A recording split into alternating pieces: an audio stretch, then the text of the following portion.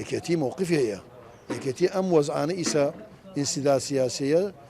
مووقفی زۆر باشە ئەو مووقفە گرەکمانە عملیان لە منطقەی ئێمەشەوا بێتەوە هەرچی مەشاکل بێت حەلکات نابێ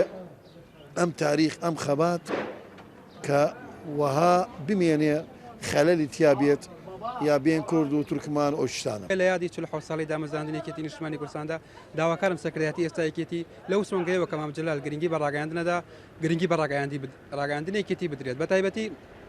گۆڕانکاری لە سەردەمدا کراوە ئێستا سەردەمی تەکنۆلۆژیا و سوشیال میدیای پێویستە ڕاگەیاندنێکێتی میداکارانێکێتی مەکتەبی ڕاگەیاندنێکێتی گرنگی تاوا بە سوشیال میدیا بدات هەروها گرنگی بە تەواوی بەشەکانی میدیا بدات ڕێژەی ژنان بەهۆی یەکێتی نیشتمانی کوردستانەوە لە دەستوری عێراق کە جێبەجێ کراودانرا لە 125 دانرا بۆ ژنان هیوادارم یەکێتی ئەو ڕێچکەیە ببڕێت و بکە لە 150 بۆ ژنان لە ناو ئۆرگانەکانی حزبدا کار بکەن طبیعی ئەو سیاسەتە یەکێتی نیشتمانی کوردستان ئەبێ بیگرێتە بەر ئەوەیە کە خەڵکی زیرەک و خەڵکی خاوەن شەهادە و ئەزمون و تەجروبە بێنێتە پێشەوە مەسەڵەن خەڵکێکەیە کە خزمەتی کردو ناو یەکێتی نیشتمانی کوردستان مەرحەلەیەکی بڕیوە لە عومرە لە خەباتە خەڵکێک لا برێ خەڵکی بنێتە شوێی گەنج بێ خاصن توانای هەبێ و بە تایبەت ناوچە دابڕاوەکان